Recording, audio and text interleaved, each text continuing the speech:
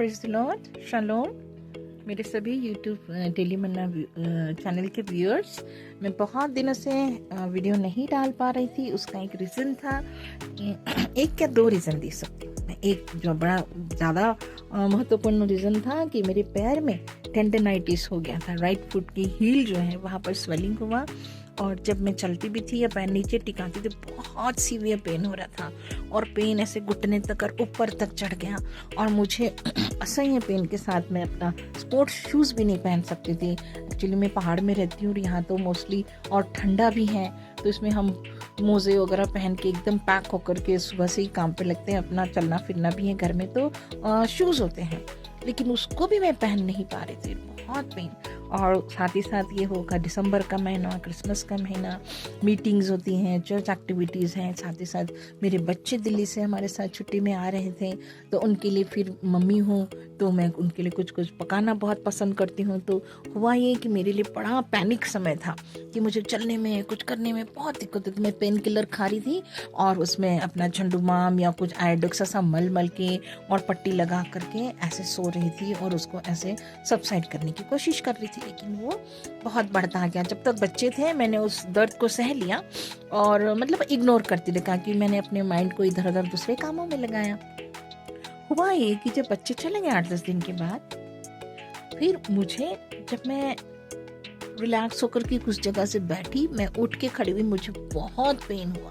इतना कि मैं दूसरे दिन तक जब पेन हुआ तो मैं रोने बैठ गई। मैंने कहा ये मुझे क्या हो रहा है। और फिर मैंने अपने हस्बैंड से भी कहा, और फिर हमने सोचा कि हम डॉक्टर के पास जाएंगे, दिखाएंगे, क्योंकि फिर बच्चों को भी जब पता है कि मम्मी के पैर में बहुत दर्द है तो उन्होंने भी एडवाइस की कि आप जाओ जल्दी दिखाओ डॉक्टर को और देखो मम्मी को क्या होता है। तो डॉक्टर ने वहाँ पर जब मुझे देखा और जैसे ही उन्होंने छुआ कि कहाँ पर पेन है, मेरी तो चीख निकल गई। बाप रे, it was very painful, very very much painful.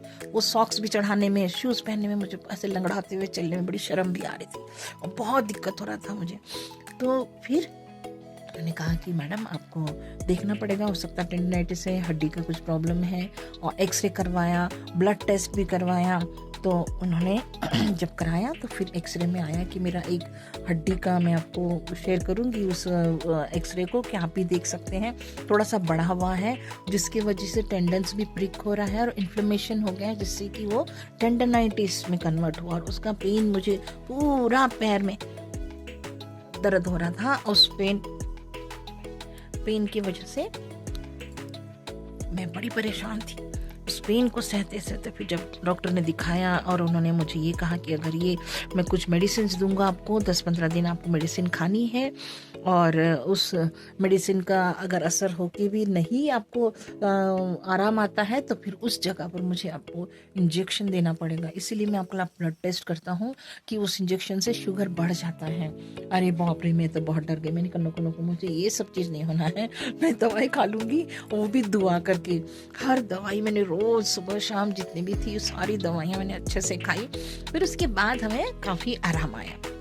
मेरा पैर चलने में मैं महसूस कर रही थी कि मैं शूज़ आराम से पहन पा रही, सॉक्स डाल पा रही हूँ, और आई कैन स्टैंड फर्म। और मुझको चलने फिरने में वो मेरी दर्द जो था, प्रभु का धन्यवाद हो, परमेश्वर को बहुत धन्यवाद कि वो दर्द एकदम से सबसाइड हुआ। मैं अपने आप को नॉर्मल फील करने लगी। फिर उसके बाद में हमने सोचा कि हमारे जो फैमिली डॉक्टर्स हैं जहाँ पर हम काम करते थे, वहाँ पर हम एक सेकेंड ओपिनियन के लिए जाएंगे।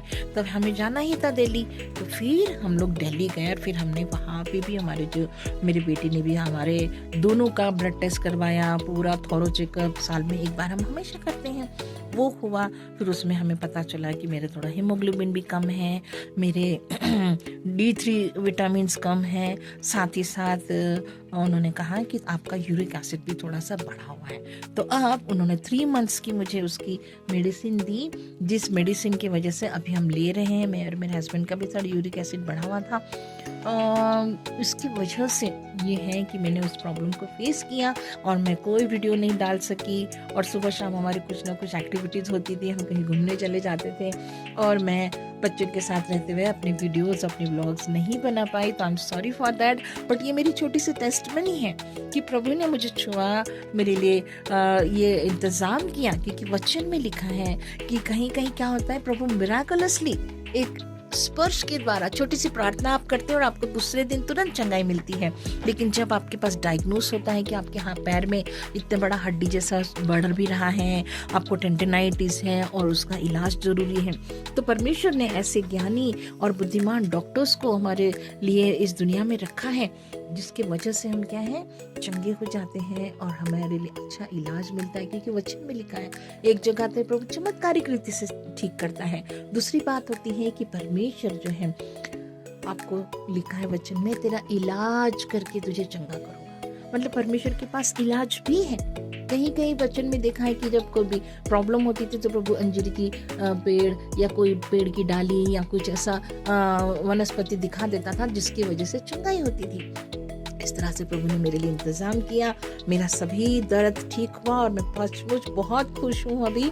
और हम इस नए वर्ष में भी बड़े आनंद के साथ प्रवेश करने पाए। मैं प्रभु का धन्यवाद करती हूँ। मैं अपने परिवार से मुलाकात हुई और हम इतना लंबा सफ़र करके दिल्ली भी गए, वहाँ भी अपने ओपिनियंस में हमको अच्छी सलाहें मिली और फिजियोथेरेपी वालों ने भी कहा कि एक्सरसाइज अभी ज़्यादा करना नहीं उसको, आपने तो इन्फ्लेमेशन बढ़ जाएगा, आपको सिर्फ अपना खान पान पे ध्यान रखना है, सब कुछ कंट्रोल करना है। यूरिक एसिड जैसे ही कंट्रोल हो जाएगा, सब हो जाएगा, वो सब कुछ ठीक हो जाएगी। मैं परमेश्वर धन्यवाद करती हूँ कि मैं बिल्कुल ठीक हूँ और इस वक्त मुझे कोई दर्द नहीं है। बस ये है कि मेरा बहुत यूट्यूब में लंबा गैप हो गया कि मैं आपके साथ कोई भी वचन के या कुछ डे टू डे लाइफ के कोई भी आपके साथ ब्लॉग शेयर नहीं कर सकी। तो I am very sorry for that. But इस गवाही के साथ आप भी, मैं चाहूँगी कि आप भी परमेश्वर की मेरे साथ स्तुति करें और हम स्तुति करते हुए परमेश्वर का धन्यवाद करें। प्रभु आप सबको आशीष दे, आपको भी प्रभु स्वस्थ रखें, अपनी परेशानियों में डॉक्टरों पे भी भरोसा रखें, वचन पे भी, और परमेश्वर को अपने आपके लिए आपके लोगों को